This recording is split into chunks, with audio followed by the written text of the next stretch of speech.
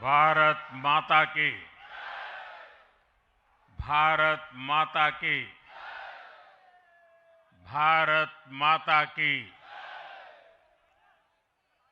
Bharatiya Janata party के नवीन अध्यक्ष माननीय नितिन नबीन जी, हमारे पूर्व अध्यक्ष जेपी नड्डा जी, भाजपा परिवार के अन्य सभी वरिष्ठजन, देश भर से आए कार्यकर्ता साथी, देवी और सज्जनों, सर्वप्रथम माननीय नितिन नबीन जी को दुनिया के सबसे बड़े राजनीतिक दल का अध्यक्ष चुने जाने पर बहुत बहुत बधाई देता हूं, बहुत बहुत शुभकामनाएं देता हूं। बीते कई महीनों से संगठन पर्व यानी कि पार्टी का छोटी सी इकाई से लेकर के राष्ट्रीय अध्यक्ष चुनने की एक व्यापक प्रक्रिया 100% लोकतांत्रिक तरीके से भारतीय जनता पार्टी के संविधान के स्पिरिट को और उसमें बताई गई हर बात को ध्यान में रख करके लगातार चल रही थी। आज उसका विधि पूर्वक समापन हुआ है। संगठन पर्व का ये विशाल आयोजन भारतीय जनता पार्टी की लोकतांत्रिक आस्था, संगठनात्मक अनुशासन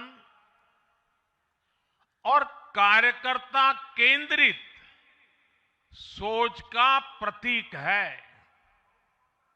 मैं देश भर के कार्यकर्ताओं का इस प्रक्रिया को सफल बनाने के लिए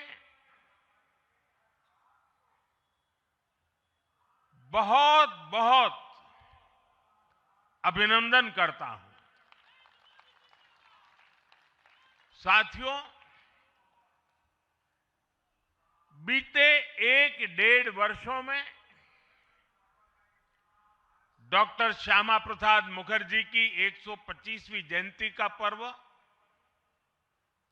अटल जी की 100वीं जन्म जयंती, राष्ट्रीय स्वयंसेवक संघ के 100 वर्ष, ऐसे महापर्व हम मनाते रहे हैं।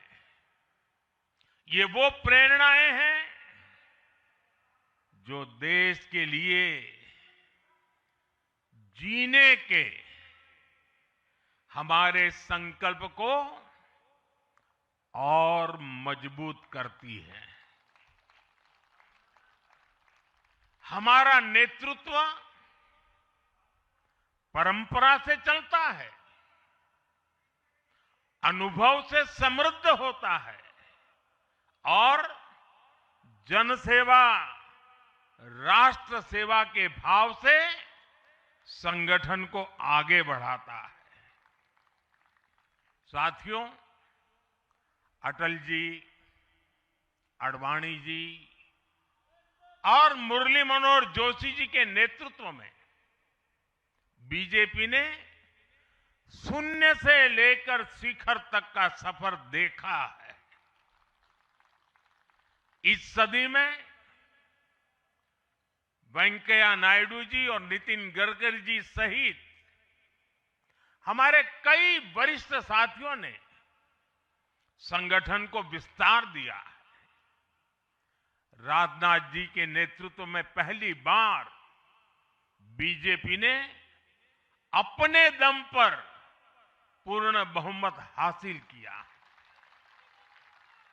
फिर अमित भाई के नेतृत्व में देश के अनेक राज्यों में भाजपा की सरकारें बनी। लगातार दूसरी बार केंद्र में बीजेपी की सरकार बनी। फिर जेपी नड्डा जी के नेतृत्व में भाजपा पंचायत से लेकर पार्लियामेंट तक और सशक्त हुई। केंद्र में लगातार तीसरी बार भाजपा एनडीए की सरकार बनी। मैं पूर्व के सभी अध्यक्षों का उनके अमूल्य योगदान के लिए देश के कोटि कोटि कार्यकर्ताओं की तरफ से और मेरी तरफ से बहुत बहुत अभिनंदन करता हूं। साथियों, आप जानते हैं आज भाजपा का जितना फोकस संगठन के विस्तार पर है, उतनी ही बड़ी प्राथमिकता कार्यकर्ता के निर्माण की भी है। भाजपा एक ऐसी पार्टी है जहां लोगों को लगता होगा कि नरेंद्र मोदी देश के प्रधानमंत्री है, तीसरी बार प्रधानमंत्री बने, 50 साल की छोटी आयु में मुख्यमंत्री बन गए, 25 साल से लगातार हेड ऑफ द गवर्नमेंट रहे हैं। ये सब अपनी जगह पे हैं,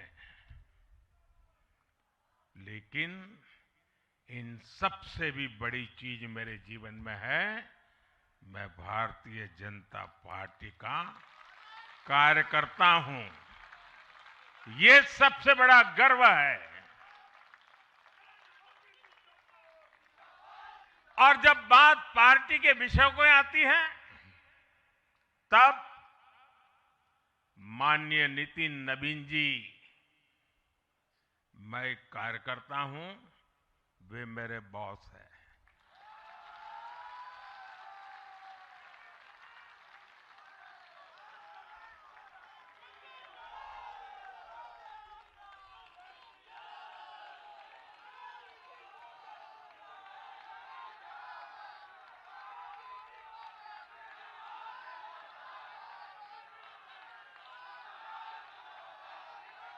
अब माननीय नितिन नवीन जी हम सभी के अध्यक्ष हैं।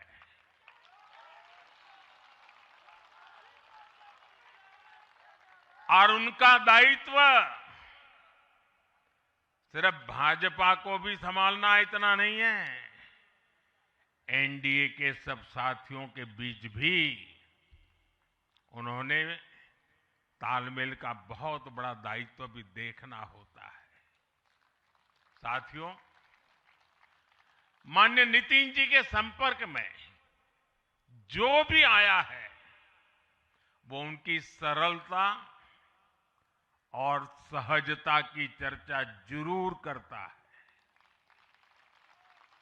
बीजेपी युवा मोर्चा का दायित्व हो, अलग अलग राज्यों में प्रभारी के रूप में जिम्मेदारी हो, या फिर बिहार सरकार में काम करने का अनुभव हो, नितिन जी ने हमेशा जब जब जो जो जहां जहां जो जो जिम्मेवारी मिली, अपने आप को उन्होंने साबित किया है। जिम्मेवारी देने वालों को भी उनके कार्य ने गर्व से भर दिया है। साथियों, ये 21वीं सदी है और देखते ही देखते 21वीं सदी के पहले 25 वर्ष तो पूरे भी हो चुके हैं। आने वाले 25 वर्ष बहुत महत्वपूर्ण है। ये वो कालखंड है जब विकसित भारत का निर्माण होना है और होना तय है।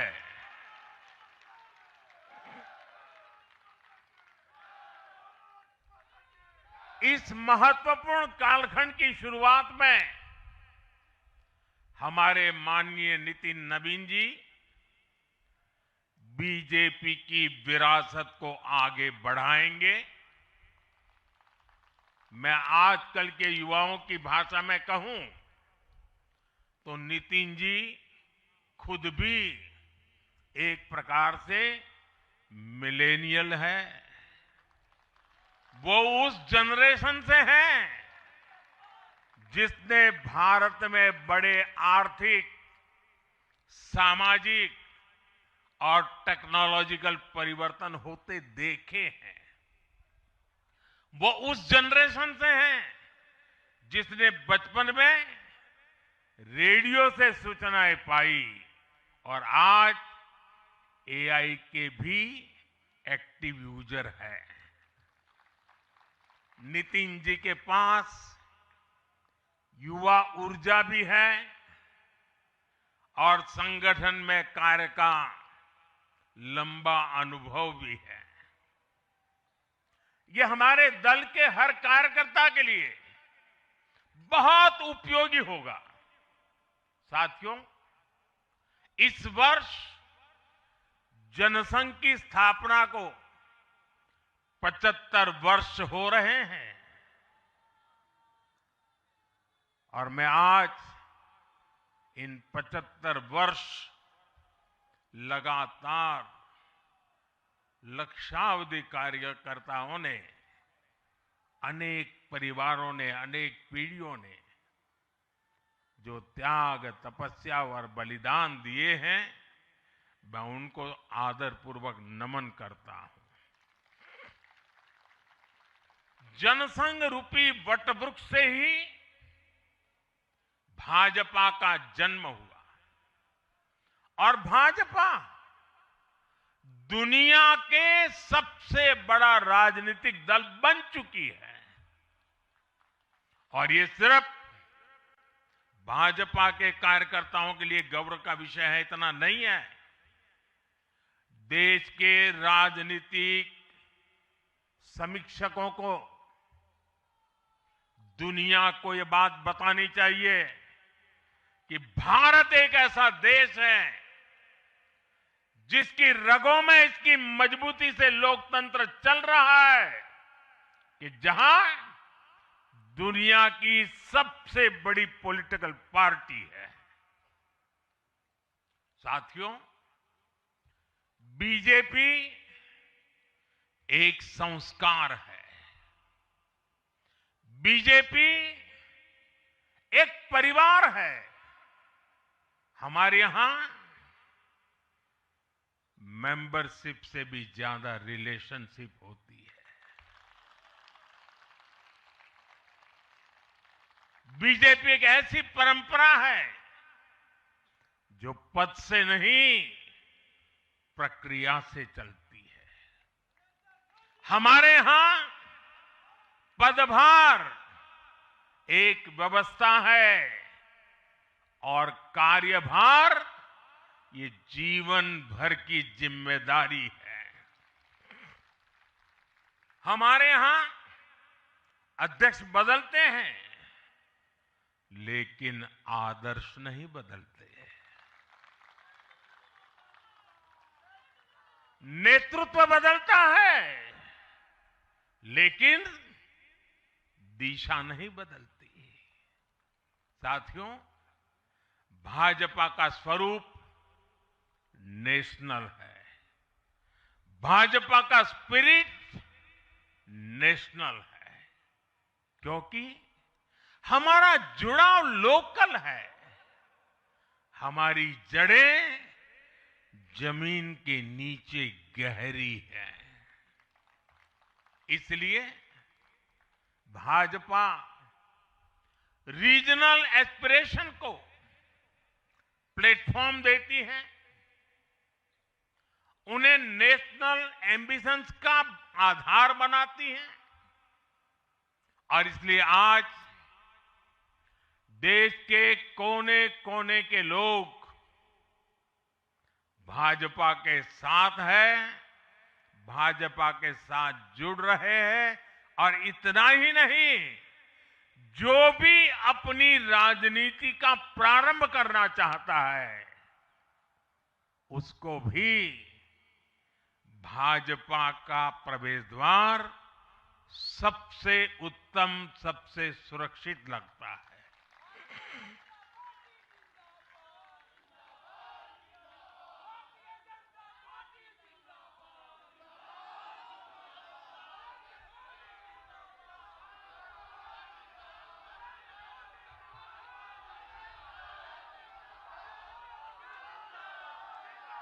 साथियों, जनता जनार्दन की सेवा ये हमारे लिए हमेशा सर्वोपरि रही है। हमने सत्ता को सुख का नहीं बल्कि सेवा का माध्यम बनाया है। इसलिए भाजपा पर जनता का विश्वास निरंतर मजबूत होता गया है। अगर बीते 11 वर्षों की ही बात करें तो भाजपा की यात्रा जन विश्वास अर्जित करने की अद्भुत यात्रा रही है। बीते 11 वर्षों में बीजेपी ने हरियाणा, असम, त्रिपुरा और ओडिशा में पहली बार अपने सामर्थ्य से सरकार बनाई। पश्चिम बंगाल और तेलंगाना में भाजपा जनता की एक बड़ी आवाज बनकर उभरी है। अक्सर होता यह है कि लंबे कार्यकाल के बाद सरकारों के लिए टिके रहना मुश्किल होता है, लेकिन बीजेपी ने इस ट्रेंड को भी तोड़ दिया है। गुजरात हो, मध्य प्रदेश हो, महाराष्ट्र हो, बिहार हो, इन सभी राज्यों में कई कार्यकाल के बावजूद बीजेपी पहले से भी बड़े जनादेश के साथ सरकार में लौटी है। साथियों, बीते 1.5-2 वर्षों में तो भाजपा पर जनता का भरोसा और मजबूत हुआ है। विधानसभा हो या स्थानीय निकाय, बीजेपी की स्ट्राइक रेट अभूतपूर्व रही है। इस दौरान देश में 6 राज्यों में विधानसभा चुनाव हुए हैं। इनमें से 4 चुनाव बीजेपी एनडीए ने जीते हैं। साथियों, आज भाजपा सिर्फ संसद और विधानसभा की नहीं बल्कि नगर पालिकाओं और नगर निगमों में भी पहली पसंद है। और इसका ताजा उदाहरण अभी हमारा महाराष्ट्र है। हाल में जो मेयर और पार्षदों के चुनाव परिणाम सामने आए, अभूतपूर्व है। बीजेपी महाराष्ट्र के स्थानीय निकायों में नंबर 1 पार्टी बनी है। कुल 29 में से 25 बड़े शहरों की जनता ने बीजेपी एनडीए को चुना है। कुल जितने पार्षद जीते हैं उनमें से 50% बीजेपी के हैं। ऐसे ही केरला में भी आज बीजेपी के करीब 100 पार्षद हैं। केरला की राजधानी तिरुअनंतपुरम की जनता ने मेयर चुनाव में 45 साल बाद लेफ्ट से सत्ता छीनी और भाजपा पर भरोसा किया। मुझे पूरा विश्वास है कि आने वाले विधानसभा चुनावों में भी लोग केरला में बीजेपी को अवसर जरूर देंगे। साथियों, बीजेपी निरंतर जीत रही है, उसका विस्तार हो रहा है। ये निश्चित तौर पर हम सभी के लिए गर्व का विषय है, लेकिन हम ये सभी के लिए बहुत बड़े दायित्व का बोध भी है और दायित्व बोध का समय भी है। कभी भाजपा ने पार्टी विद अ डिफरेंस के रूप में अपनी यात्रा शुरू की थी। आज बीजेपी पार्टी ऑफ गवर्नेंस भी है। देश के आजादी के बाद शासन के अलग अलग मॉडल देखे हैं।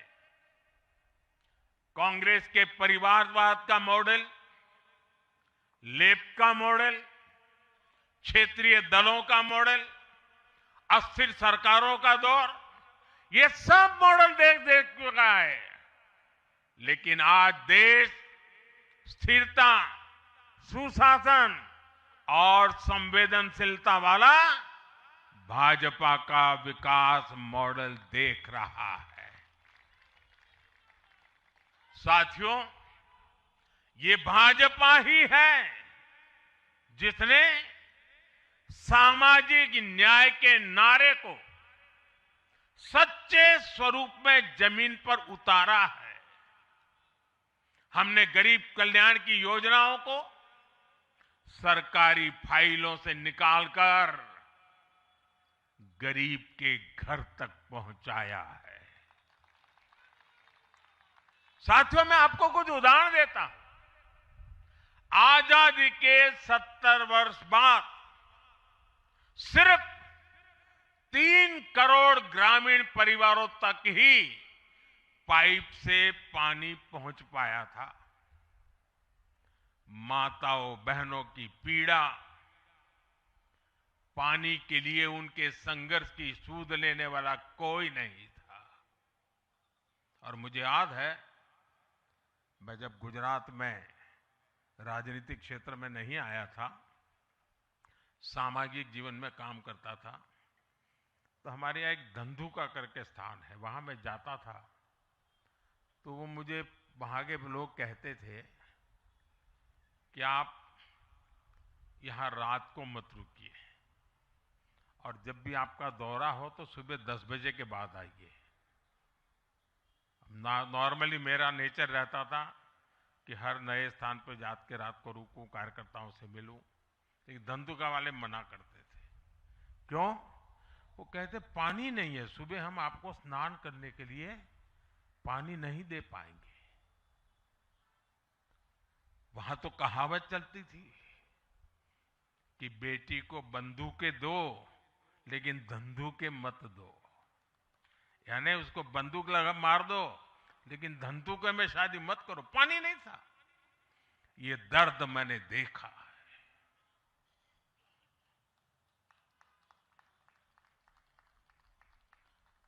मैं धरती की सच्चाई से जुड़ा था। माताओं बहनों की पीड़ा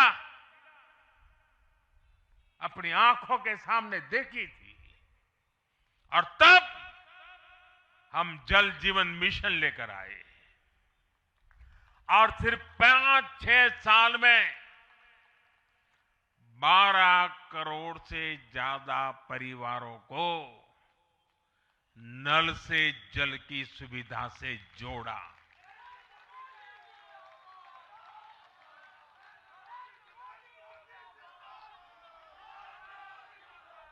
साथियों, ये हमारी सरकार है जिसने धुएं से बीमार होती बहनों की पीड़ा समझी, वरना पहले तो एलपीजी गैस को भी अमीरों का ही सौभाग्य मान लिया गया था।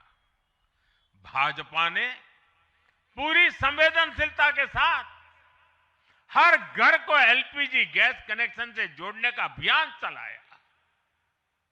वर्ष 2014 तक जहां सिर्फ 14 करोड़ एलपीजी कनेक्शन थे, आज देश में 33 करोड़ से अधिक गैस कनेक्शन है।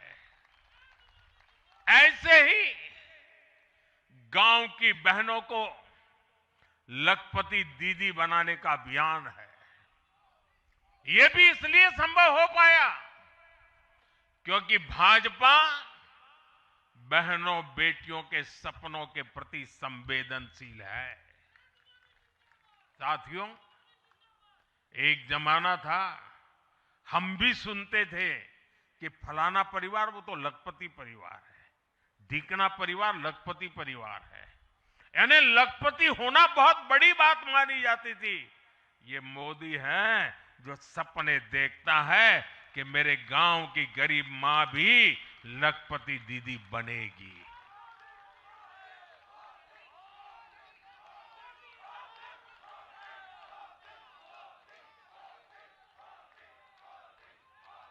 साथियों, दशकों तक आदिवासी समाज को सिर्फ वोट बैंक से जोड़कर देखा गया, लेकिन संवेदनशील भाजपा ने, भाजपा के हमारे संस्कारों ने समाज के प्रति समान भाव की हमारी परंपरा के कारण भाजपा ने आदिवासियों में भी सबसे पिछड़ी जनजातियों की पीड़ा को समझा। उनके विकास के लिए पीएम जनमन योजना बनाई और पीएम जनमन योजना के लाभार्थी इतने बिखरे हुए हैं और एक दो दूर दूर जंगलों में पड़े हैं। उनसे एक म्युनिसिपैलिटी की सीट भी जीती नहीं जा सकती है। वोट के हिसाब से कोई उनकी तरफ देखेगा नहीं, लेकिन जब वोट से ऊपर उठ करके संवेदनाएं होती हैं, समाज का कल्याण, हमारे संस्कार होते हैं, तो पीएम जनमन योजना जन्म लेती है। आदिवासियों में भी अति पिछड़ा संख्या में भले ही कम है, लेकिन उनके प्रति हमारी संवेदना में कोई कमी नहीं है।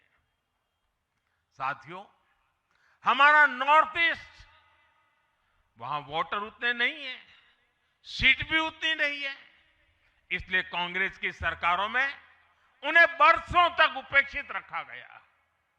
लेकिन संवेदनशील भाजपा ने नॉर्थ ईस्ट को दिल से भी जोड़ा और दिल्ली से भी जोड़ा। एक और उदाहरण आकांक्षी जिलों का है। हमारे देश में 100 से अधिक जिले ऐसे थे जिनको कांग्रेस सरकारें पिछड़ा घोषित करके भूल गई थी। इन जिलों को पनिशमेंट पोस्टिंग के लिए इस्तेमाल किया जाता था, यानी जिन अधिकारियों को सजा देनी होती थी तो उन्हें वहां भेजा जाता था।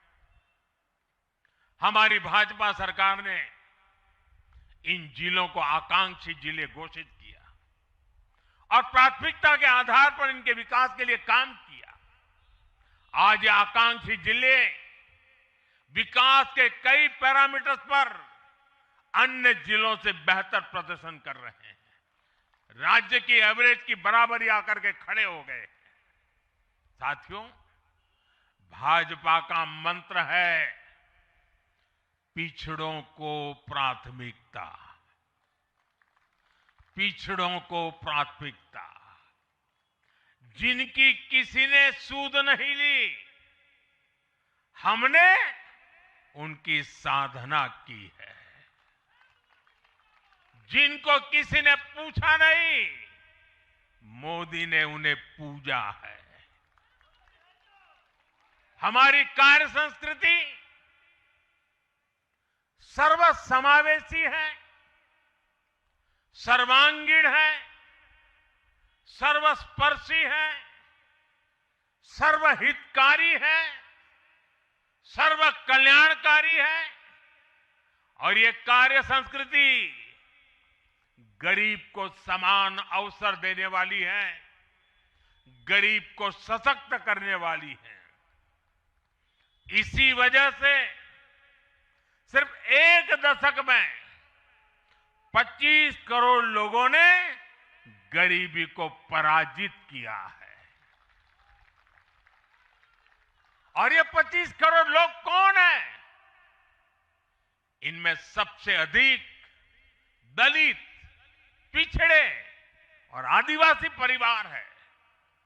साथियों, बीते वर्षों में जन विश्वास की जो पूंजी हमने अर्जित की है, उस भरोसे को कायम रखना बहुत बड़ी जरूरत है।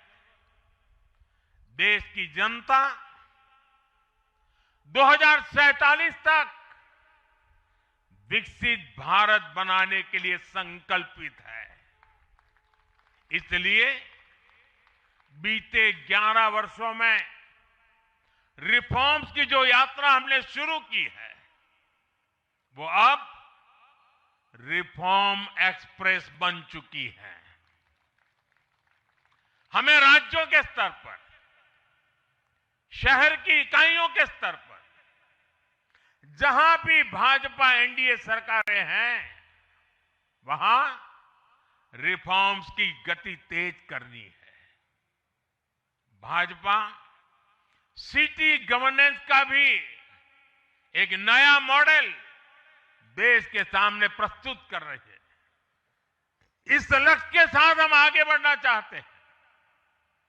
साथियों, जब हम सत्ता में नहीं भी थे, तब भी हम अपने मूल आदर्शों से कभी नहीं भटके।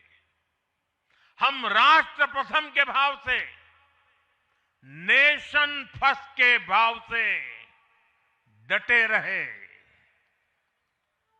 जूझते रहे, संकटों को झेलते रहे, जज्बात बढ़ाते रहे और जीतते भी रहे। हम वो लोग हैं, हमारा वो चरित्र है, हमारे वो संस्कार है। खुद से बड़ा दल और दल से बड़ा देश, ये भाजपा के हर कार्यकर्ता का संस्कार है, भाजपा के हर कार्यकर्ता का जीवन मंत्र है। इसी भाव के साथ बीते 11 वर्षों में हमने अनेक चुनौतियों पर विजय पाई है। जम्मू कश्मीर से आर्टिकल 370 की दीवार गिराना हो, 3 तलाक के खिलाफ कानून बनाना हो, इनको कभी असंभव माना जाता था। आज ये हकीकत बन चुके हैं।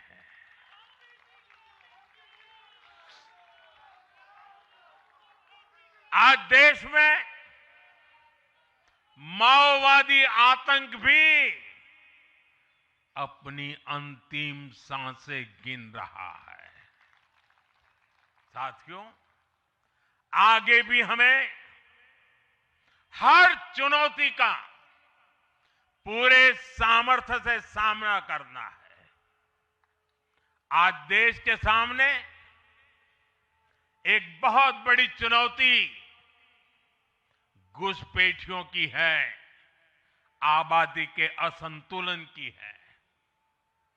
दुनिया के धनवान देश, समर्थ देश, वे भी अपने देश में जो घुसपैठिए हैं उनकी जांच पड़ताल कर रहे हैं और उनको पकड़ पकड़ करके निकाल रहे हैं और दुनिया उनको पूछती नहीं है कि तुम घुसपैठियों को क्यों निकाल रहे हो। तुम तो लोकतंत्र का झंडा लेकर के घूम रहे थे, तुम तो पूरे दुनिया के नवाब बन के बैठे थे, क्यों निकाल रहे हो। दुनिया में कोई अपने देश में घुसपैठियों को स्वीकार नहीं करता। भारत भी घुसपैठियों को अपने गरीबों, हमारे नौजवानों के हक कभी भी लूटने नहीं दे सकता।